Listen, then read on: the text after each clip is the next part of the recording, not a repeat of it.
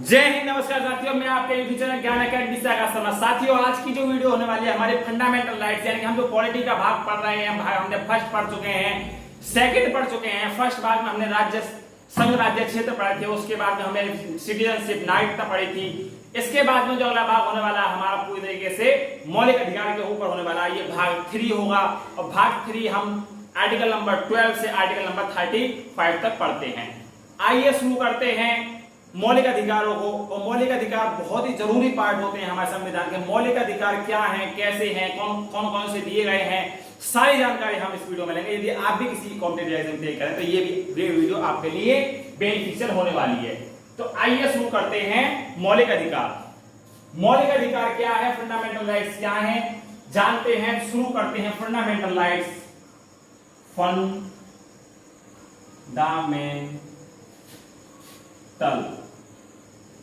Rights. Fundamental rights क्या है? Fundamental rights को हिंदी में बोलते हैं मौलिक अधिकार, मूल अधिकारी बोलते हैं। मौलिक अधिकार, मौलिक अधिकार क्या है या फिर मूल अधिकार क्या है? मूल अधिकार। तो पहली चीज जाननी जरूरी है कि मौलिक अधिकार क्या है। तो मौलिक अधिकार वे अधिकार हैं जो किसी भी नागरिक को जीवन जीने के लिए जो सबसे जरूरी अधिकार होते हैं उनको नाम दिया गया है मौलिक अधिकार, यानी कि मूल अधिकार।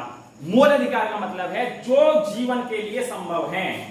जैसे आप समझ सकते हैं कि जेल में जब आदमी जाता है तो उसके 90% मूल अधिकार खत्म कर दिए जाते हैं। यानी कि मूल अधिकार के बिना जिंदगी कैसी होगी यदि 100% खत्म कर दिए जाएं, तो वो जो जरूरी अधिकार है, हम जो बोलते हैं, हम जो घूमते हैं, ये सब जो अधिकार हैं, यही सब जो अधिकार हैं ये मूल अधिकार हैं। जिंदगी को जीने के लिए जो सबसे जरूरी अधिकार हैं वो क्या है? मूल अधिकार है। जो जिंदगी को जीने के लिए सबसे जरूरी अधिकार है हमारे लिए वो क्या है? मूल अधिकार है। तो हमारा जो मूल अधिकार है भारतीय संविधान में जो अनुच्छेद हैं, भारतीय संविधान में अनुच्छेद 12 से 35 तक इसकी चर्चा करी गई है। और यह रखा गया भाग 3 में। किसमें? भाग 3 में रखा गया है ये मूल अधिकारों को। और अनुच्छेद 12 से 35 तक में मूल अधिकार हमारे भाग 3 में अनुच्छेद 12 से 35 तक वर्णन किया गया है। भारतीय संविधान में मूल अधिकारों का वर्णन भाग 3 के अंदर अनुच्छेद 12 से 35 तक किया गया है। इसका मतलब मूल अधिकार हमारे समझ में आ चुके हैं। मूल अधिकार क्या है? किसी भी नागरिक को, किसी भी व्यक्ति को जीने के लिए, यानी कि नैसर्गिक, कौन से? नैसर्गिक, जो हमारे जीने के लिए नैसर्गिक अधिकार हैं, जो नैसर्गिक अधिकार हैं वो कौन से अधिकार हैं?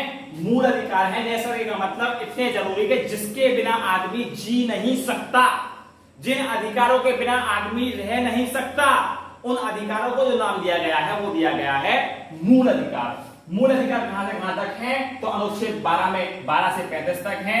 भाग 3 के अंदर मूल अधिकारों को रखा गया है। अच्छा, अब हम देखते हैं, मान लो मूल अधिकार कैसे मिलते हैं। तो मूल अधिकारों को हमारा जो अनुच्छेद रखा गया है उसी के अनुसार सभी को दिए गए हैं। अच्छा, मूल अधिकार जो हमारे रखे गए हैं 12 से 35 के अंदर, क्या कभी ये खत्म हो सकते हैं? क्या सरकार इन्हें ले सकती है? क्या कुछ हो सकता है? तो इन पर सिर्फ थोड़ी देर के लिए, यानी कुछ समय के लिए रोका जा सकता है। मूल अधिकारों को कुछ समय के लिए लिया जा सकता है। तो वो किसके द्वारा? तो राष्ट्रपति के द्वारा। भारत के राष्ट्रपति के द्वारा मूल अधिकारों को कुछ समय के लिए सस्पेंड किया जा सकता है, यानी कि सस्पेंड किया जा सकता है, कुछ समय के लिए रोका जा सकता है। ऐसा नहीं है कि कोई इनको छीन ले, नहीं छीने जा सकते। तो राष्ट्रपति क्या कर सकता है? थोड़ी देर के लिए सस्पेंड कर सकता है, कुछ समय के लिए सस्पेंड कर सकता है। अच्छा, मूल अधिकार की रक्षा कौन करता है? जो हमारे मूल अधिकारों का रक्षक है, रक्षक कौन है? तो हमारे मूल अधिकारों का रक्षक है सुप्रीम कोर्ट और हाई कोर्ट। कौन कौन? तो सुप्रीम कोर्ट और हाई कोर्ट हमारे मूल अधिकारों का रक्षक करता है। यदि आपके मूल अधिकारों को छीना जा रहा है, किसी के द्वारा बाधित किया जा रहा है, तो सुप्रीम कोर्ट के तहत और हाई कोर्ट के तहत आप क्या कर सकते हैं? उस पर अर्जी डाल सकते हैं कि हम क्या है, हमारे मूल अधिकारों को हनन हो रहा है, छीना जा रहा है। तो मूल अधिकार का रक्षक कौन है? तो सुप्रीम कोर्ट। सस्पेंड कौन कर सकता है? तो राष्ट्रपति। कैसे है? तो नैसर्गिक अधिकार है जो बहुत जरूरी है। इसके बाद में जो मूल अधिकार दिए गए हैं वो 12 से 35 तक अनुच्छेद में वर्णन किया गया है और भाग 3 के अंदर मूल अधिकारों को रखा गया है। किसी व्यक्ति को जीवन जीने के लिए जो सबसे जरूरी अधिकार होते हैं वो कौन से हैं? तो वो है मूल अधिकार। इसके बाद में इनको मैग्ना कार्टा कहा गया है। क्या कहा गया है? Magna carta. ये शब्द कहां से आया है? सुनो इसके बारे में। ये ब्रिटेन का शब्द, ये फ्रांसीसी भाषा का शब्द है, लेकिन इसे ब्रिटेन ने जो सबसे जरूरी अधिकार माना है उसके माध्यम से मैग्ना कार्टा कहा गया है कि मूल अधिकारों को मैग्ना कार्टा के नाम से जाना गया। कहां जाना गया? तो ब्रिटेन में जाना गया है। कहां पर? ब्रिटेन के अंदर मूल अधिकारों को मैग्ना कार्टा। कौन सस्पेंड कर सकता है? तो राष्ट्रपति सस्पेंड कर सकता है। रक्षक कौन है? तो सुप्रीम कोर्ट और हाई कोर्ट। आइए इसके बाद हम सीधे अनुच्छेद पर आ रहे हैं। अनुच्छेद 12। आज जो हम पढ़ेंगे अनुच्छेद 12 से 18 पढ़ेंगे। आज हम पढ़ेंगे 12 से 18। 12 से 18 क्या है? तो 12 से 18 समानता का अधिकार है। 12 से 18 समानता का अधिकार है। तो सबसे पहले अनुच्छेद 12 और 13 जो अनुच्छेद है वो राज्य की परिभाषा और अल्पीकरण के ऊपर दिया गया है। 14, 15, 16, 17 जो है वो दिए गए हैं। किसके ऊपर? वो दिए गए हैं तुम्हारे समानता के ऊपर। सबसे पहले अनुच्छेद 12 की बात करते हैं। अनुच्छेद 12। अनुच्छेद 12 क्या कहता है? राज्य की परिभाषा।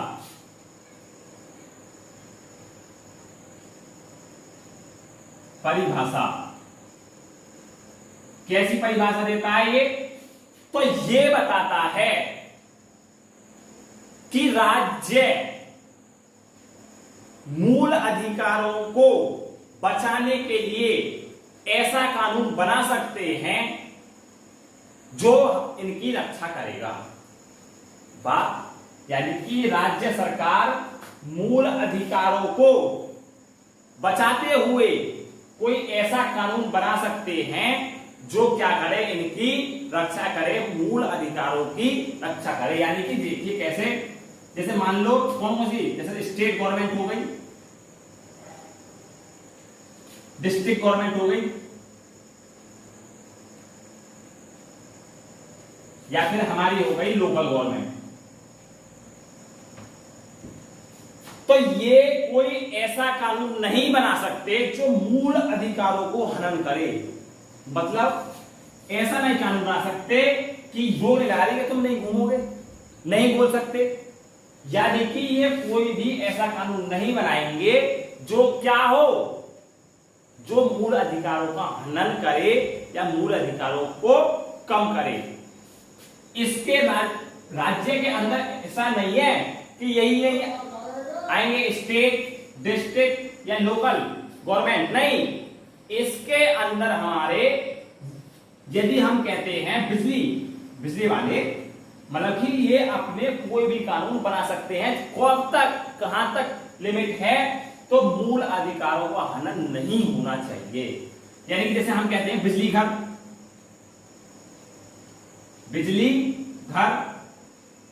यदि कोई भी अथॉरिटी है हमारी, बिजली घर है मान लो, तो वो कैसा कानून बना सकता है? अपना कानून बनाएगा। अरे अब यहां कोई कानून बनाने के लिए सेंट्रल गवर्नमेंट तो आएगी नहीं कि तुम हमारा बिल दो, या बिल बनाने के लिए सेंट्रल गवर्नमेंट तो आएगी नहीं। तो उसका जो कानून है, जो यदि कानून नहीं बनाएंगे, नहीं तो कानून, बिजली घर कानून ना बनाए, इनको कुछ अधिकार ना हो, तो लोग तो सीधे खंभों से तार गिर लेंगे बिना मीटर के। तो इनको कानून बनाने का अधिकार है, वहां तक लिमिट है, लेकिन किसी भी व्यक्ति के मूल अधिकार का हनन न हो। तो इसमें राज्य की परिभाषा बताइए कि राज्य किसे कहा गया। तो राज्य सभी है जो कानून बनाता है। इसमें राज्य का मतलब ये नहीं कि बिहार, उत्तर प्रदेश, लखनऊ, मध्य प्रदेश, राजस्थान, नहीं। इसमें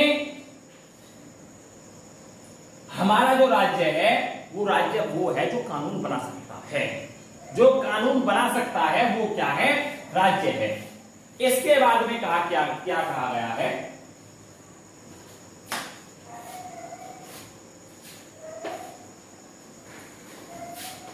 इसके बाद में अनुच्छेद आ रहा है 30।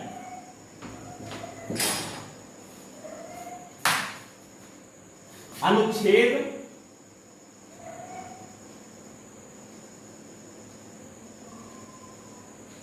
30 ये क्या कहता है? ये कहता है अल्पीकरण या असंगत, अल्पीकरण और असंगत।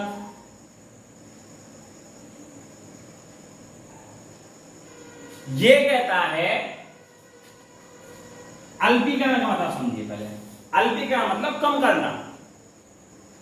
ये कहता है कि संविधान के लागू होने से पहले, संविधान के प्री कॉन्स्टिट्यूशन और आफ्टर कॉन्स्टिट्यूशन, ये क्या कहता है? प्री कॉन्स्टिट्यूशन और आफ्टर कॉन्स्टिट्यूशन, जो ऐसे कोई भी कानून जो संविधान के लागू होने से पहले देश में थे, जैसे सती प्रथा थी, उनको कह रहा है कि ऐसे कोई भी कानून जो संविधान लागू होने से पहले बने थे और मूल अधिकारों का हनन करते हैं, ऐसे कोई भी कानून जो संविधान से पहले बने थे और मूल अधिकारों का हनन करते हैं, वे वहां तक शून्य हो जाएंगे जब तक मूल अधिकारों का हनन बंद नहीं होगा। लैंग्वेज को समझिए। ये कहता है जो संविधान के पहले के हमारे जितने भी कानून थे, जैसे सती प्रथा थी, उसमें क्या होता था कि जो जिस स्त्री का पति मर गया उसको, स्त्री को भी 7,000 दिया जाता था। भारत देश में हमारे यदि किसी स्त्री का पति मर जाता था तो स्त्री को उसी की आग पर रखकर जला दिया जाता था। तो ऐसे कानून जो संविधान के लागू होने से पहले थे और मूल अधिकारों का हनन करते हैं, तो वो आफ्टर संविधान, मतलब कि संविधान के लागू होने के बाद नहीं रहेंगे, खत्म, वो कानून खत्म हो जाएंगे। अल्पीकरण का मतलब है खत्म करना, असंगत का मतलब है जो सही नहीं है। तो असंगत का मतलब समझिए, मान लो संविधान कहता है तुम्हें बोलने की आजादी है, तो ऐसा थोड़ा ना है कि तुम कुछ भी बोलोगे, गाली दोगे क्या? तो उसको कहता है कि जो सही नहीं है, जो असंगत है, वो मूल अधिकारों का हनन करता है। तुम वहां तक अपने मूल अधिकारों का प्रयोग कर सकते हो जहां तक दूसरे की नाक को तुम्हारी छड़ी टच नहीं करते, यानी कि दूसरे के मूल अधिकारों का हनन नहीं होता है, वहां तक तुम्हारे अधिकार हैं। यदि उससे आगे जाते हो तो तुम्हारे अधिकार शून्य हो जाते हैं। यदि अपने मूल अधिकारों का अधिक प्रयोग करने से किसी के मूल अधिकार प्रभावित होते हैं तो तुम्हारे अधिकार शून्य हो जाएंगे, तुम्हारे मूल अधिकार नहीं रहेंगे। तो असंगत कहता है जो सही नहीं है और अल्पीकरण कहता है जो सही नहीं है वो कम करना। तो अल्पीकरण असंगत कहा है आर्टिकल नंबर 13 में।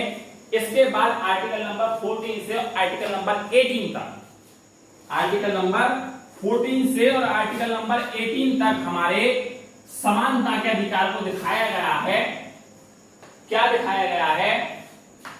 आर्टिकल नंबर अनुच्छेद 18 से और 14 से और 18 तक समानता।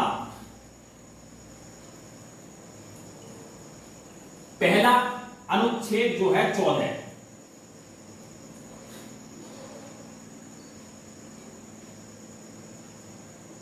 अनुच्छेद 14 क्या कहता है? अनुच्छेद 14 क्या कहता है? अनुच्छेद 14 कहता है कि कानून के समक्ष समानता,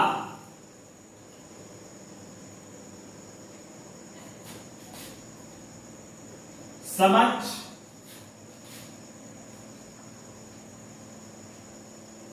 समानता,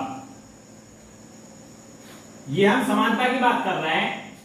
अब दूसरा कहता है कानून का समान संरक्षण, कानून का समान संरक्षण क्या कहता है? कानून का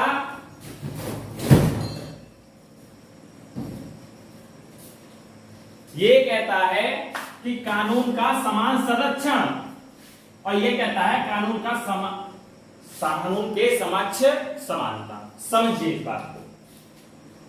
इसका मतलब है समक्ष समानता का मतलब है कि कानून अपनी आंखों पर पट्टी बांध के बैठा है तराजू लेकर कि हमारे लिए सब समान है, तराजू काट दो।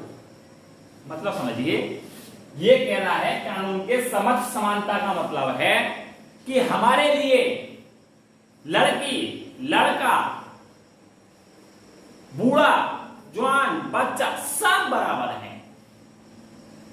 यानी कोई 5 साल का बच्चा है और कोई 20 साल का बच्चा है, तो हमारे लिए दोनों के लिए समान कानून। क्या ये सही बात है?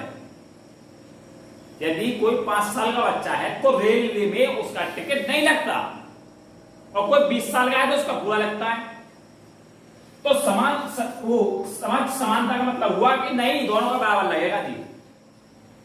यदि किसी 20 साल के ने कोई गुनाह कर दिया और किसी 5 साल के ने कोई गुनाह कर दिया, तो समक्ष समानता यानी कि सब बराबर, सब पर कानून बराबर।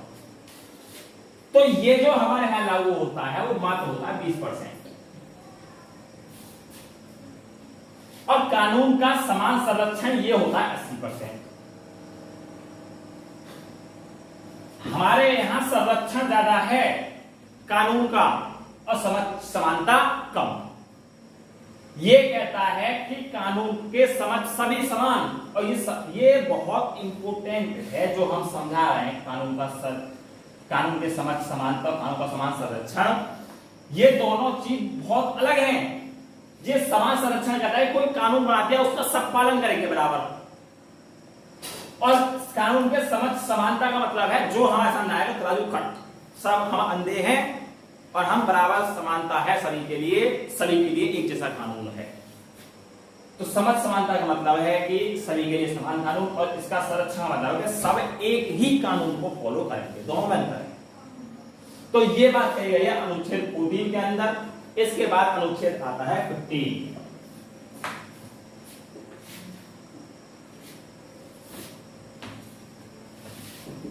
अनुच्छेद 15 क्या कहता है? अनुच्छेद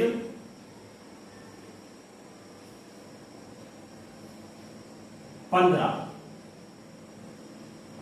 अनुच्छेद 15 कहता है कि लिंग, जाति, लिंग बाद में, धर्म, जाति, लिंग,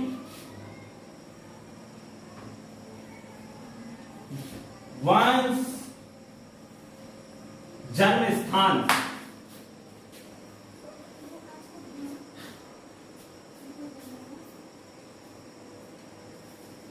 धर्म, जाति, लिंग, वंश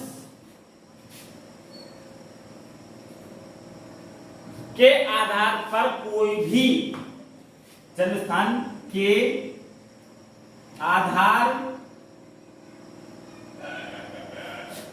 पर भेदभाव नहीं। समझिए बात को। क्या कहता है कि धर्म के आधार पर, जाति के आधार पर, लिंग के आधार पर, वंश के आधार पर और जन्म स्थान के आधार पर देश के अंदर कोई भेदभाव नहीं होगा। ये कहता है कि धर्म के, जाति के, लिंग के, वचन के और जन्म स्थान के आधार पर कोई भी भेदभाव नहीं होगा। मतलब अब देखते हैं, तो जाति में आरक्षण मिलता है, लिंग पर भी आरक्षण मिलता है। इसी एक एग्जाम की बात करें तो एक लड़के को एक एग्जाम के लिए ज्यादा नंबर चाहिए एक लड़की से। जाति की बात करें तो किसी एक जनरल जाति वाले को किसी ओबीसी या एससी वाले बच्चे से ज्यादा नंबर चाहिए। क्यों? तो ये विभिन्नता क्यों है? तो इसका ये एक्सेप्शन है, लेकिन ये जो बताया गया है, ये क्या कहा गया है कि यदि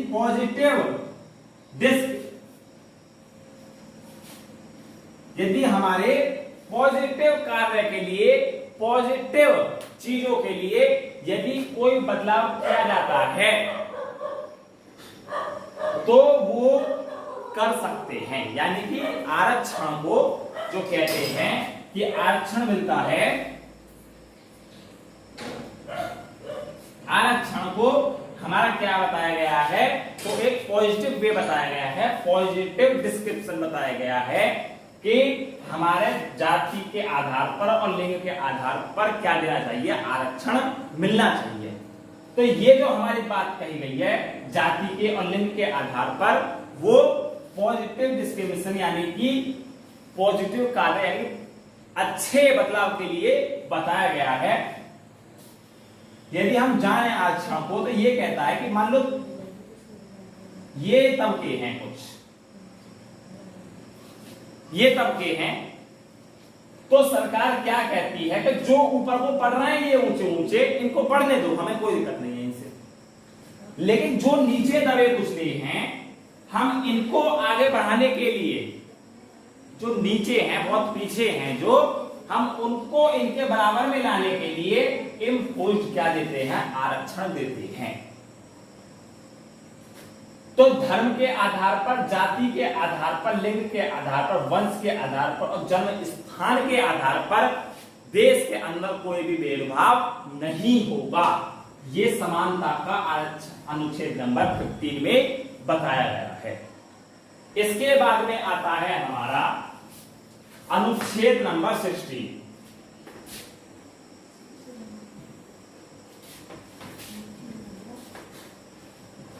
अनुच्छेद नंबर 16 क्या कहता है?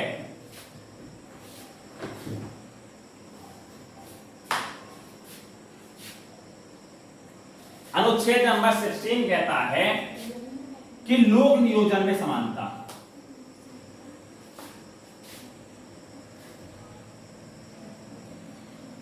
मतलब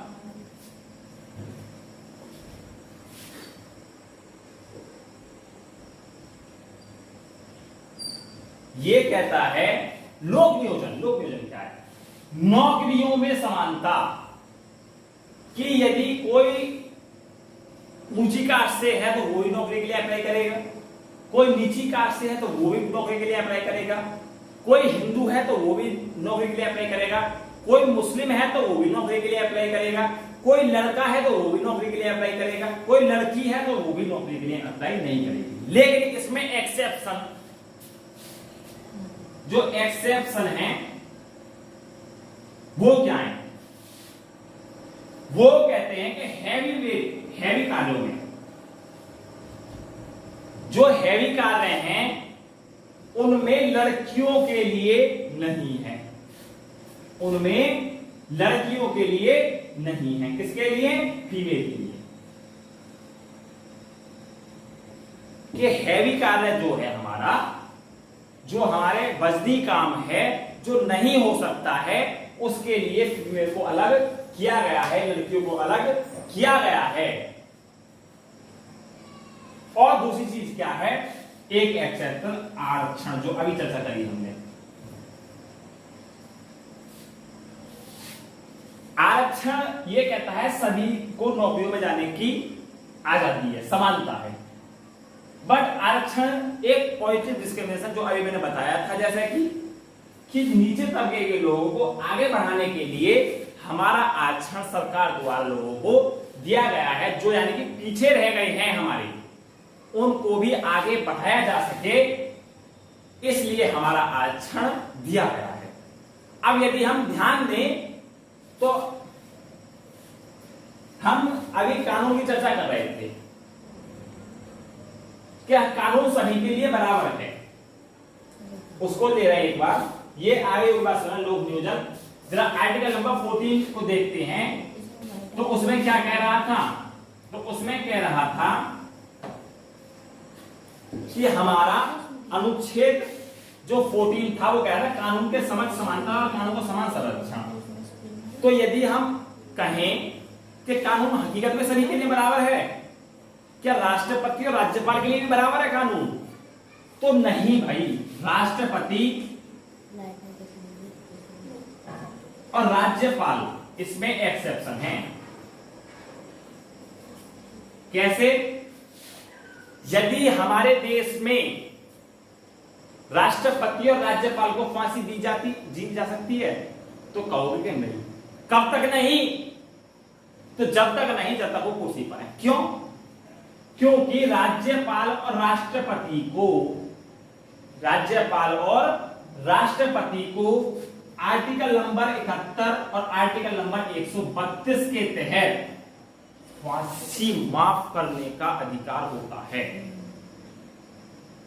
या फिर कोई भी सजा को माफ करने का अधिकार सरकार उसको राज्यपाल और राष्ट्रपति को होता है।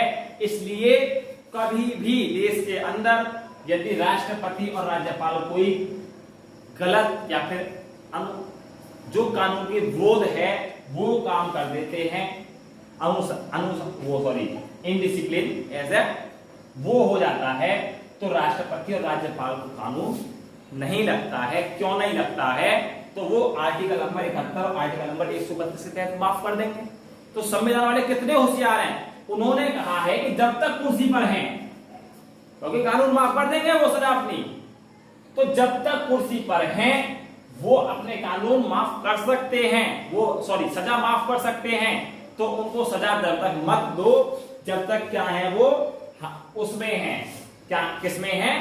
तो सत्ता में है। तो क्या कहा है एक शायर ने कि तुम्हारी हर तकलीफ का मैं एक मुकम्मल जवाब हूं, तुम्हारी हर तकलीफ का मैं एक मुकम्मल जवाब हूं, आओ मुझे पढ़ के तो देखो, मैं भारत का संविधान हूं।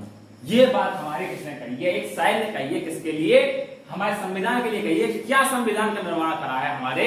किसने किया है? तो हमारे जो संविधान निर्माता थे उन्होंने संविधान इतना बेहतरीन तरीके से निर्माण किया है कि राष्ट्रपति और राज्यपाल जब तक माफ नहीं करेंगे।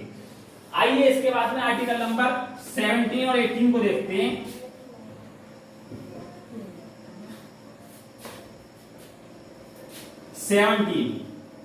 आर्टिकल नंबर 17 क्या कहता है?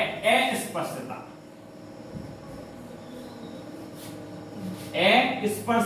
स्पष्टता माने छुआछूत।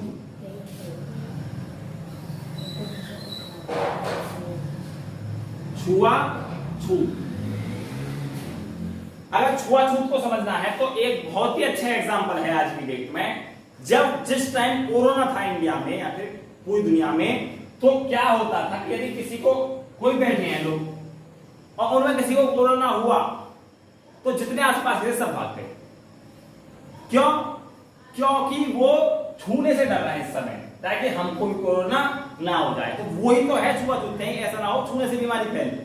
तो पहले क्या था, ये तो खैर बीमारी की बात हुई। पहले क्या था कि पहले जो हमारे लोग थे वो छुआछूत मानते थे, यानी कि जो नीची जाति के लोग थे ऊंची जाति के लोगों को नहीं छू सकते थे, साथ में नहीं बैठ सकते थे खाट पर।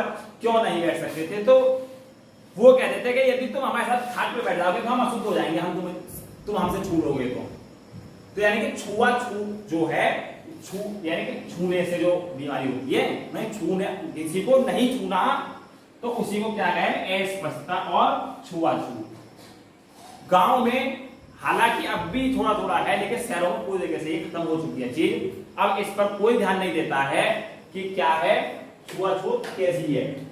इसके बाद हमारा जो छुआछूत कहता है वो कहता है कि इसको खत्म कर दिया गया है संविधान में आर्टिकल नंबर 17 के तहत। यदि कोई पाया जाता है तो कानूनी रूप से उसके ऊपर सजा होगी। इसके बाद में आर्टिकल नंबर 18 को देखते हैं। आर्टिकल नंबर 18 क्या कहता है?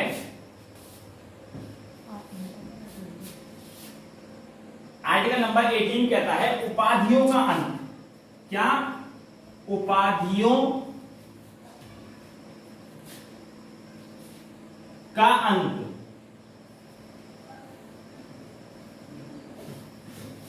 कैसी उपाधि? महाराजा,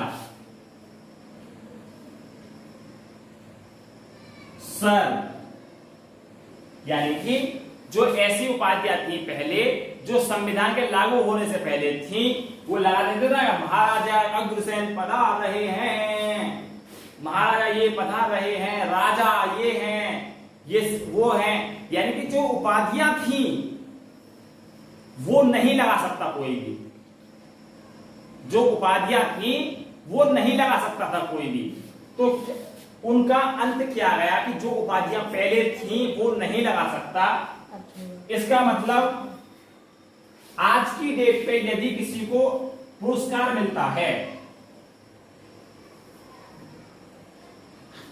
यदि किसी को कोई पुरस्कार मिलता था या मिलता है तो पुरस्कार को भी नहीं लगा सकते हैं। जैसे कि ये नहीं लगाएगा किसी को, यदि भारत रत्न मिल गया, मान लो सचिन तेंदुलकर जो थे हमारे क्रिकेटर, उनको हमारा भारत रत्न दिया गया था भारत द्वारा, तो वो ये लगाएंगे भारत रत्न सचिन तेंदुलकर।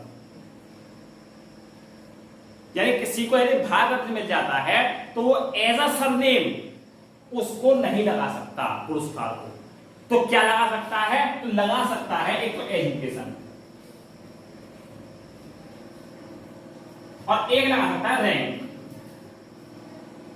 मतलब एक एजुकेशन और एक रैंक। एजुकेशन कैसे? मान लो आप डॉक्टर हैं, इंजीनियर हैं, तो लगा सकते हैं खूब धड़ल्ले से कि डॉक्टर आकाश शर्मा। यदि आपके पास रैंक है, कोई सब इंस्पेक्टर है, आप तो कह सकते हैं इंस्पेक्टर आकाश शर्मा। यानी कि अपने नाम के आगे रैंक लगा सकते हैं, एजुकेशन लगा सकते हैं, लेकिन पुरस्कार नहीं लगा सकते। कोई उपाधियों का अंत सारियों का कर दिया गया। जैसे महाराज कहते थे, सर कहते थे, वो सब खत्म हो गई। सिर्फ लगा सकते हैं आज की डेट में तो एजुकेशन को लगा सकते हैं, रैंक को लगा सकते हैं, सिर्फ ये चीज लगा सकते हैं, और बाकी उपाधियां खत्म कर दी गई। यानी कि आर्टिकल नंबर 14 से और 18 तक जो हमने पढ़ा है वो समानता का अधिकार है, सभी को समानता है। यदि हम ध्यान दें तो आर्टिकल नंबर 12 है राज्य की परिभाषा। आइए थोड़ा रिवाइज कर लेते हैं।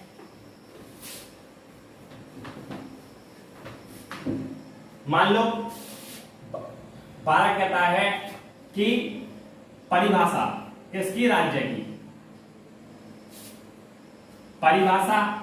13 कहता है अल्पीकरण।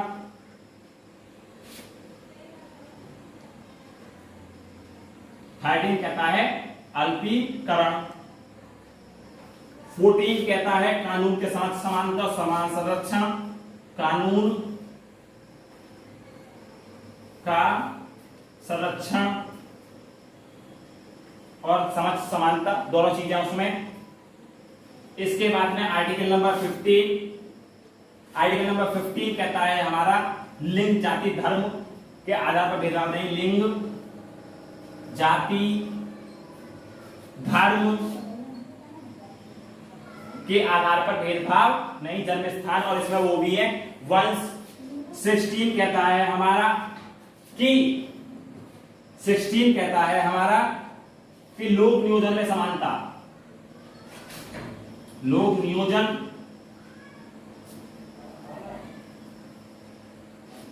आर्टिकल नंबर 17 कहता है, 18 कहता है, 17 कहता है अस्पृश्यता, छुआछूत, कि ऊंचे लोगों के पास में नीचे जो नीचे तबके के लोग हैं वो नहीं बैठ सकते, छू नहीं सकते। और लास्ट है उपाधियों का अंत।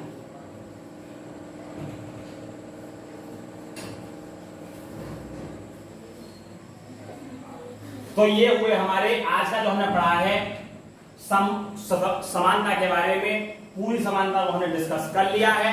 इसके बाद में यदि आपको भी वीडियो अच्छी लगी है, क्लास अच्छी लगी है, तो जरूर देखें पूरी क्लास को, और हमने अच्छे से इस चीज को डिस्कस किया है। तो पढ़ाई करते रहें। All the very best.